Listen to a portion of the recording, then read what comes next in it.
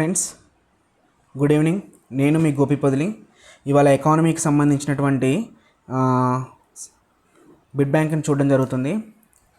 అందులో భాగంగా first question ఎఫ్డిఐకి సంబంధించింది. ప్రపంచంలో ఎఫ్డిఐ విదేశీ ప్రత్యక్ష పెట్టుబడులు. ఎఫ్డిఐ అంటే ఏంటి? ఫారెన్ డైరెక్ట్ ఇన్వెస్ట్మెంట్స్ అన్నమాట. ఫారెన్ డైరెక్ట్ ఇన్వెస్ట్మెంట్స్ పొందుతున్న దేశం ఏది అంటే విదేశీ ప్రత్యక్ష పెట్టుబడులు అత్యధికంగా పొందుతున్న దేశం ఏది అంటే సరైన సమాధానం వచ్చేసి అమెరికా అన్నమాట. అమెరికా సంయుక్త రాష్ట్రాలు. ఏంటది? United States of America. United States of America.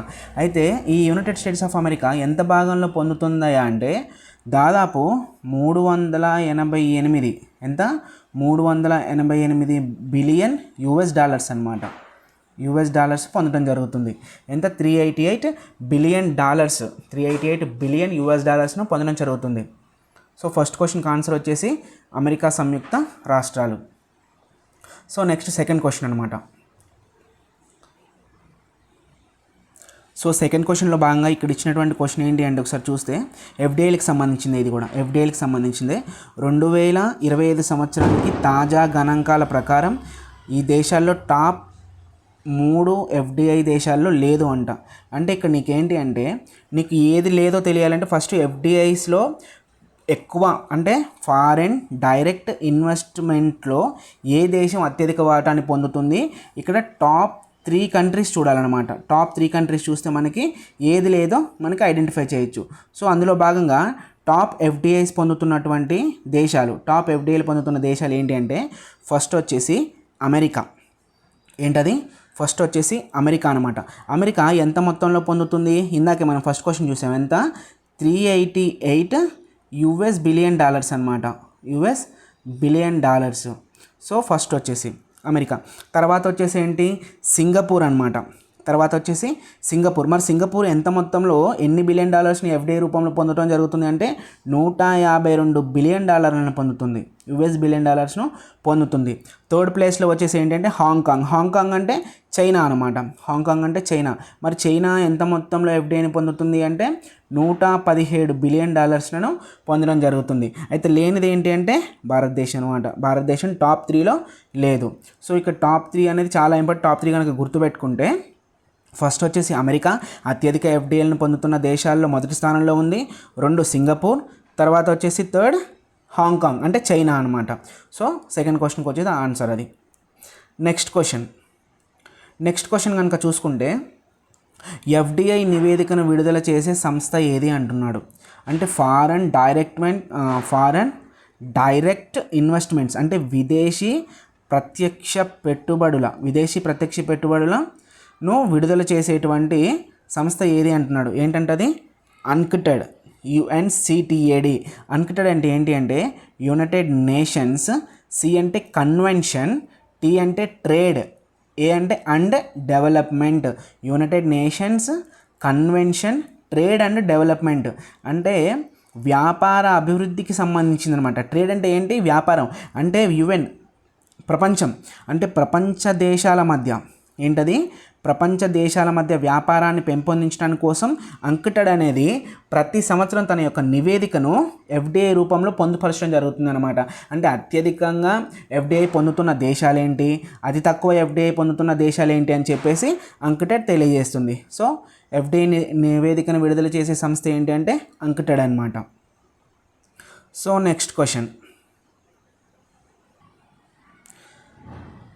వచ్చేసి అంకిటెడ్ ప్రధాన కార్యాలయం ఎక్కడ ఉంది అంటున్నాడు. ఎక్కడ ఉంది అంకిటెడ్ ప్రధాన కార్యాలయం? Geneva. Option C is right అనమాట. ఎక్కడ జెనీవా అంటే స్విట్జర్లాండ్.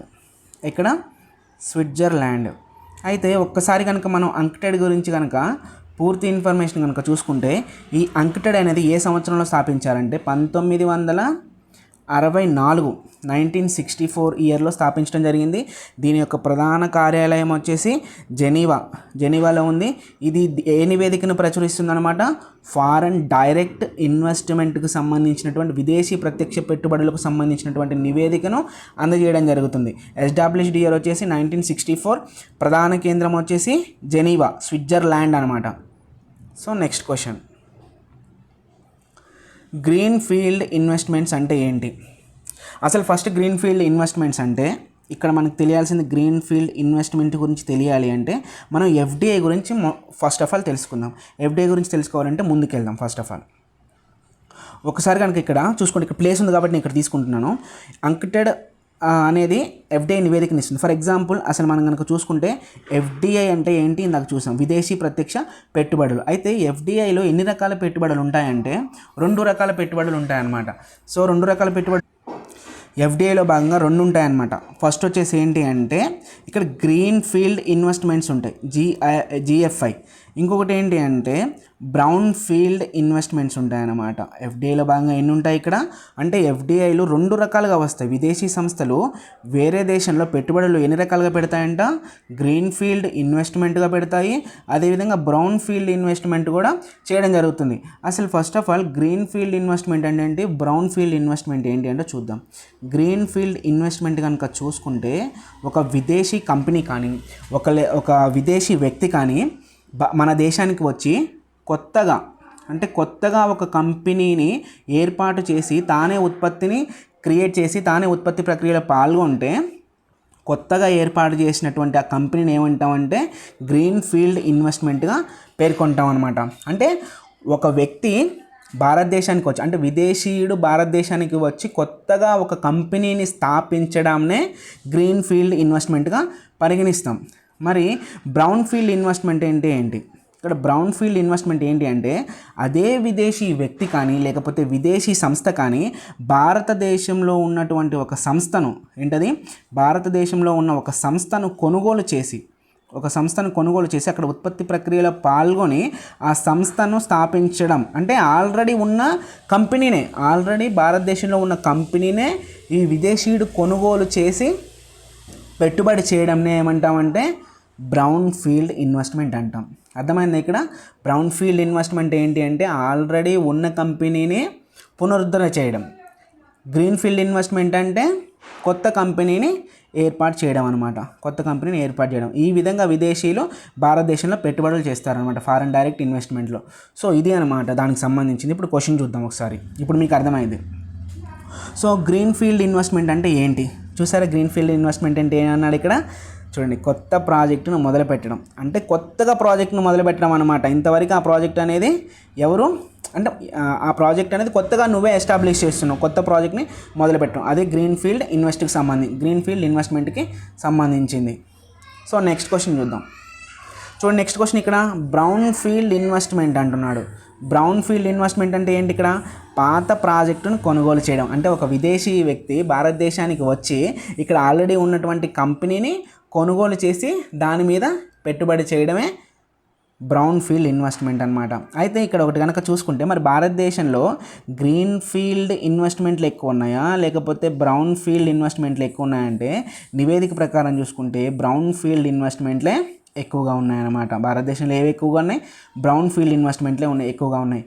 కానీ ఏ ఇన్వెస్ట్మెంట్ మంచిది అంటే ఎప్పుడైనా సరే ఆర్థిక వ్యవస్థకు గ్రీన్ ఫీల్డ్ ఇన్వెస్ట్మెంట్లే ఊతాన్ని ఇస్తాయన్నమాట. అంటే గ్రీన్ ఫీల్డ్ ఇన్వెస్ట్మెంట్లు ఏవైతే ఉన్నాయో ఇవే అభివృద్ధిలో భాగంగా పనిచేయడం జరుగుతుంది. సో గ్రీన్ ఫీల్డ్ ఇన్వెస్ట్మెంట్లే మంచివి when compared to brown field investments. Next question. So దీనికి వచ్చేసి ఆన్సర్ ఏంటి అంటే యునైటెడ్ స్టేట్స్ ఆఫ్ అమెరికా అనమాట. సో నెక్స్ట్ క్వశ్చన్ చూడండి. క్వశ్చన్ ఏంటంటే in 2023 which country ranked second in green field investment అంటున్నాడు. ఏ దేశం సెకండ్ ప్లేస్లో ఉంది అంటున్నాడు. ఇండియా అనేది సెకండ్ ప్లేస్లో ఉంది. సో గ్రీన్ ఫీల్డ్ ఇన్వెస్ట్మెంట్లో టాప్లో ఉన్న కంట్రీ ఏంటి? గ్రీన్ ఫీల్డ్ ఇన్వెస్ట్మెంట్లో టాప్లో ఉన్న కంట్రీ ఏంటి అంటే United States of America. Second ప్లేస్లో ఉన్న కంట్రీ ఏంటి అంటే ఇండియా అనేది సెకండ్ ప్లేస్లో ఉందన్నమాట. ఇది గ్రీన్ ఫీల్డ్ ఇన్వెస్ట్మెంట్కి సంబంధించింది. మళ్ళీ ఒకసారి చూడండి, ఫారెన్ డైరెక్ట్ ఇన్వెస్ట్మెంట్ కాదు నేను చెప్పేది, గ్రీన్ ఫీల్డ్ ఇన్వెస్ట్మెంట్. ఇందాక ఆల్రెడీ ఫారెన్ డైరెక్ట్ ఇన్వెస్ట్మెంట్ చూసామన్నమాట, ఫారెన్ డైరెక్ట్ ఇన్వెస్ట్మెంట్స్ గురించి చూసాము. ఇప్పుడు మనం చూసేది గ్రీన్ ఫీల్డ్ ఇన్వెస్ట్మెంట్ గురించి. సో ఫస్ట్ ప్లేస్లో United States of America, second ప్లేస్లో ఇండియా ఉందన్నమాట. సెకండ్ ప్లేస్లో ఇండియా ఉంది. సో నెక్స్ట్ క్వశ్చన్ కనుక చూసుకుంటే which of the following is a major advantage for green field investments in India అంటే భారతదేశంలో గ్రీన్ ఫీల్డ్ ఇన్వెస్ట్మెంట్స్ అనేవి రావడానికి మెయిన్ అంటే కారణం ఏంటి అంటున్నాడు. ఏంటి అంటే యంగ్ వర్క్ ఫోర్స్, అదేవిధంగా కాస్ట్ అడ్వాంటేజ్. అంటే ఏంటి అంటే పని భాగస్వామ్యం అనేది ఎక్కువగా ఉంది. ఏ పని భాగస్వామ్యం? యువత యొక్క పని భాగస్వామ్యం అనేది భారతదేశంలో ఎక్కువగా ఉంది అనమాట. యువత యొక్క పని భాగస్వామ్యం ఎక్కువగా ఉంది అంటున్నాడు. అదేవిధంగా కాస్ట్ అడ్వాంటేజ్ అంటే ఏంటి? ధరల యొక్క స్థిరీకరణ అనేది మంచిగా ఉంది. ధరల యొక్క స్థిరీకరణ అంటే ధరల పెరుగుదల కానీ తగ్గుదల కానీ ఒక సమతుల్యతను సాధిస్తుందని చెప్పేసి అంటున్నాడు అనమాట. అయితే ఎప్పుడైనా సరే ఒకటి గుర్తుపెట్టుకోండి, ఫారెన్ డైరెక్ట్ ఇన్వెస్ట్మెంట్స్ అయినా సరే, అదేవిధంగా గ్రీన్ ఫీల్డ్ ఇన్వెస్ట్మెంట్స్ అయినా సరే భారతదేశానికి కానీ లేదా ఇతర దేశాలకి రావాలి అంటే అక్కడ ఉండాల్సిన మెయిన్ ఏంటి అంటే రేట్ ఆఫ్ ఇంట్రెస్ట్ అనేది తక్కువగా ఉండాలి. అంటే ఒక విదేశీ సంస్థ కానీ లేకపోతే ఒక విదేశీ వ్యక్తి కానీ తాను ఇతర దేశాలలో పెట్టుబడి పెట్టాలి అని భావించినప్పుడు తాను మొదటగా చూసేది ఏంటి అంటే రేట్ ఆఫ్ ఇంట్రెస్ట్ తక్కువగా ఉందా లేదా. అందుకే భారతదేశం ఎప్పుడు కూడా ఇతర దేశాలకు రేట్ ఆఫ్ ఇంట్రెస్ట్ అనేది తక్కువగా ఇస్తుంది. వాళ్ళ కంపెనీని ఎస్టాబ్లిష్ చేసుకునేందుకు అత్యధిక సౌకర్యాలను కల్పించడం జరుగుతుందన్నమాట. సో ఈ క్వశ్చన్కి వచ్చేసి young work force and cost advantage అని అనమాట. సో నెక్స్ట్ క్వశ్చన్ చూద్దాం. నెక్స్ట్ క్వశ్చన్ కనుక చూసుకుంటే, which organisation publishes data on global green field investments.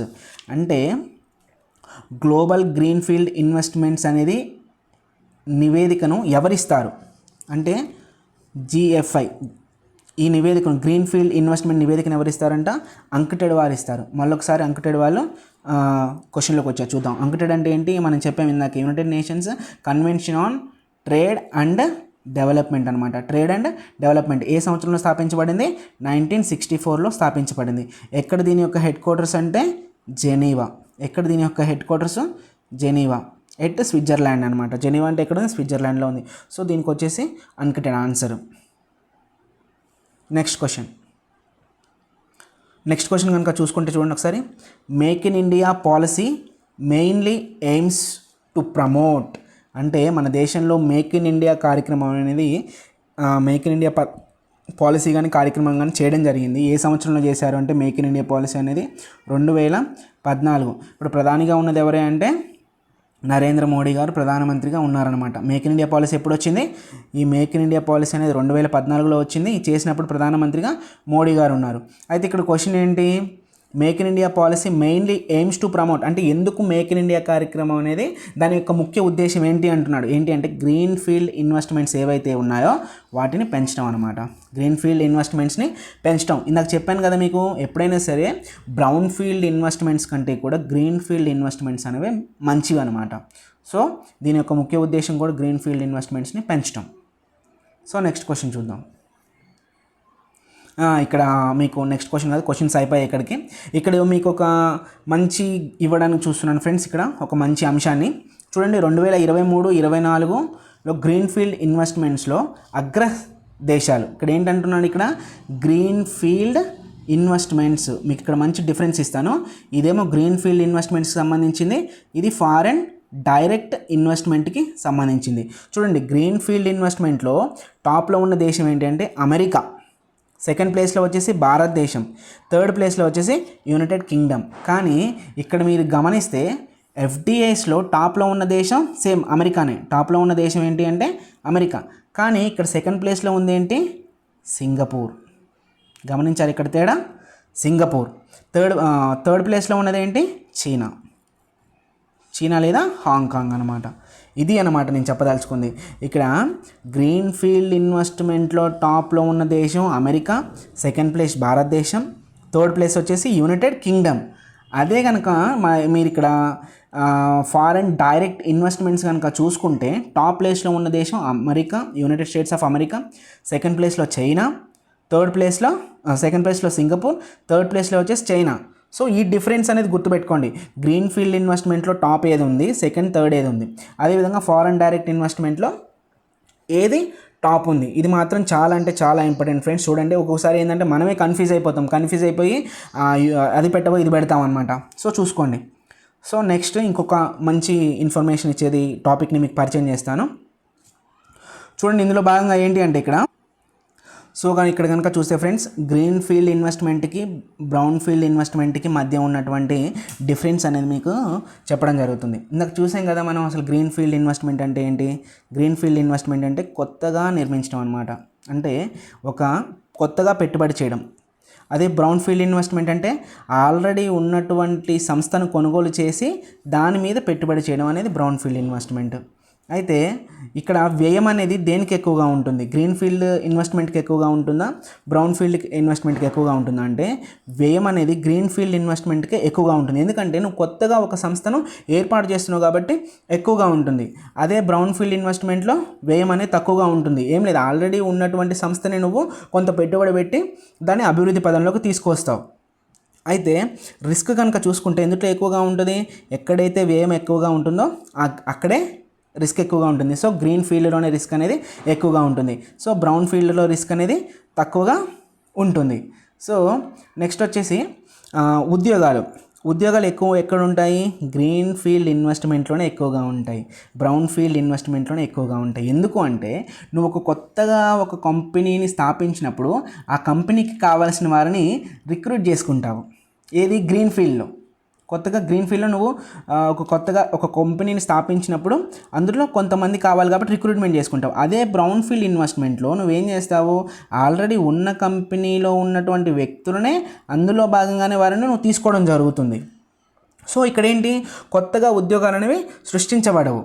అందుకోసమనే ఎప్పుడైనా సరే గ్రీన్ ఫీల్డ్ ఇన్వెస్ట్మెంట్స్ అనేవి పెట్టుబడులు చేయడానికి మంచిది. అందుకే మన భారతదేశంలో ఎక్కువగా మనం ఏం కోరుకోవాలంటే గ్రీన్ ఫీల్డ్ ఇన్వెస్ట్మెంట్స్ అనేవి ఎక్కువ రావాలి, బ్రౌన్ ఫీల్డ్ ఇన్వెస్ట్మెంట్స్ అనేవి తక్కువ రావాలి. కానీ అన్ఫార్చునేట్లీ మన భారతదేశానికి ఎప్పుడు కూడా నివేదికల ప్రకారం గ్రీన్ ఫీల్డ్ ఇన్వెస్ట్మెంట్లు అనేవి తక్కువగా ఉంటాయి, అదే బ్రౌన్ ఫీల్డ్ ఇన్వెస్ట్మెంట్లు అనేవి ఎక్కువగా ఉంటాయి అన్నమాట. సో ఇది దీనికి సంబంధించినటువంటి డిఫరెన్స్. అంటే గ్రీన్ ఫీల్డ్ ఇన్వెస్ట్మెంట్ ఎలా ఉంటుంది, బ్రౌన్ ఫీల్డ్ ఇన్వెస్ట్మెంట్లు ఎలా ఉంటాయి అనేవి. ఇవి రెండు కూడా ఎందులో భాగం, ఈ గ్రీన్ ఫీల్డ్ ఇన్వెస్ట్మెంట్ అయినా సరే బ్రౌన్ ఫీల్డ్ ఇన్వెస్ట్మెంట్ అయినా సరే ఇవి రెండు కూడా ఎందులో భాగం, ఇక్కడ మనం అది గమనించాలి. First of all foreign direct ఇన్వెస్ట్మెంట్లో భాగం, ఎందులో ఎఫ్డిఐలో భాగం. ఇవి రెండు కూడా green field investment, brown field investment అనమాట. సో ఇందులో భాగంగా చివరి క్వశ్చన్, మళ్ళీ మీకు ఒక మంచి కాన్సెప్ట్ ఇవ్వడం కోసం ఈ క్వశ్చన్ కూడా చూడండి. అంక్టెడ్ ఎప్పుడు స్థాపించబడింది, ఇందాక మనం చూసాం కదా, ఎప్పుడు స్థాపించబడింది, 1964వ సంవత్సరంలో అంక్టెడ్ స్థాపించబడింది. సరైన సమాధానం 1964. ఎక్కడ ఇది, జెనీవా అనమాట. అంక్టెడ్ వచ్చేసి ఎక్కడుంది, జెనీవా ఉంది. అంక్టెడ్ వచ్చేసి ఎక్కడుంది, జెనీవా, స్విట్జర్లాండ్ అనమాట. సో ఇది ఫ్రెండ్స్ ఇవాళ దీనికి సంబంధించినటువంటి క్వశ్చన్స్. సో మనం ఇప్పుడు కనుక చూసుకుంటే ఫస్ట్ కాడ నుంచి మళ్ళీ ఒకసారి క్వశ్చన్స్ అనేవి చూద్దాం. ఒకసారి ఒక 2 minutesలో రివిజన్ షార్ట్ కట్ చేద్దాం. అంక్టెడ్ ఎప్పుడు స్థాపించబడింది, 1964లో అంక్టెడ్ స్థాపించబడింది. సో నెక్స్ట్ క్వశ్చన్ వచ్చేసి నెక్స్ట్ క్వశ్చన్ కనుక చూసుకుంటే, make in India policy mainly aims to, దేనికోసం అంటే గ్రీన్ ఫీల్డ్ ఇన్వెస్ట్మెంట్లను పెంచడం కోసం. So next question, which organization published data on global green field investment, G F green field invest యొక్క డేటాని అంక్టెడ్ వారు ఇవ్వడం జరుగుతుంది అనమాట. So which of the following is major advantage for green field investments in India, ఏంటంట young work force and cost advantage. So next question, in 2023 which country ranked second in green field investments, ఏంటది, India. First ఏంటి, United States of America. అదే next question, which country received the highest green field investments in 2023 అంటే United States of America అనమాట. So next వచ్చేసి brown field investment ఏంటి, brown అంటే పాత ప్రాజెక్టును కొనుగోలు చేయడం. సో గ్రీన్ ఫీల్డ్ ఇన్వెస్ట్మెంట్ ఏంటి, కొత్త ప్రాజెక్టు. గ్రీన్ అంటే ఎప్పుడు పచ్చదనం, కొత్తగా మొదలుపెట్టడం అనమాట, కొత్త ప్రాజెక్టును మొదలుపెట్టడం. సో అంక్టెడ్ ప్రధాన కార్యాలయం ఎక్కడ ఉంది అంటే జెనీవాలోనే, ఎక్కడ, స్విట్జర్లాండ్ అనమాట. ఎప్పుడు స్థాపించబడింది, 1964లో దీన్ని ఏర్పాటు చేయడం జరిగింది. సో ఎఫ్డిఐ నివేదికను విడుదల చేసే సంస్థ అంక్టెడ్, ఇందాక మనం చూసాం అంక్టెడ్. నెక్స్ట్ వచ్చేసి 2025 సంవత్సరానికి తాజా గణాంకాల ప్రకారం ఈ దేశాల్లో ఏది టాప్ 3, ఇక్కడ ఎఫ్డిఐ అంటున్నాడు, ఇక్కడ మళ్ళీ చూడండి ఎఫ్డిఐ అంటే ఏంటి మనకు తెలిసింది, United States of America, Singapore and చీనా. ఇవి 3 దేశాలు ఎఫ్డిఐని పొందుతున్నటువంటి దేశాలు. ఆ తర్వాత లాస్ట్ క్వశ్చన్ వచ్చేసి, ప్రపంచంలో అత్యధిక ఎఫ్డిఐ పొందుతున్న దేశం ఏంటి అంటే ఇందాక చూసాం అమెరికా అన్నమాట. సో ఇది ఫ్రెండ్స్ ఇవాళకి సంబంధించినటువంటి questions. So please friends subscribe చేయండి, లైక్ చేయండి. మీరు చూస్తున్నారు కానీ సబ్స్క్రైబ్ చేయట్లేదు. చాలామంది చూసే వాళ్ళు కూడా సబ్స్క్రైబ్ చేయట్లేదు. మీరు ఇంకా సబ్స్క్రైబ్ చేస్తే నాకు ఇంకా ఎక్కువ కంటెంట్ ఇవ్వాలనిపిస్తుంది. సో నేను మళ్ళీ రిపీట్ చేయడానికి మెయిన్ రీజన్ ఏంటి అంటే ఎక్కువగా గుర్తుంటుంది. సో ఏంటి అంటే ఎక్కువగా గుర్తుండడం వల్ల అది మళ్ళీ మర్చిపోం అనమాట. సో నేను అందుకోసమే 1కి 2-3 సార్లు వీటిని రిపీట్ చేయడం జరుగుతుంది. Thank you friends, thank you so much. Subscribe చేయండి, లైక్ చేయండి.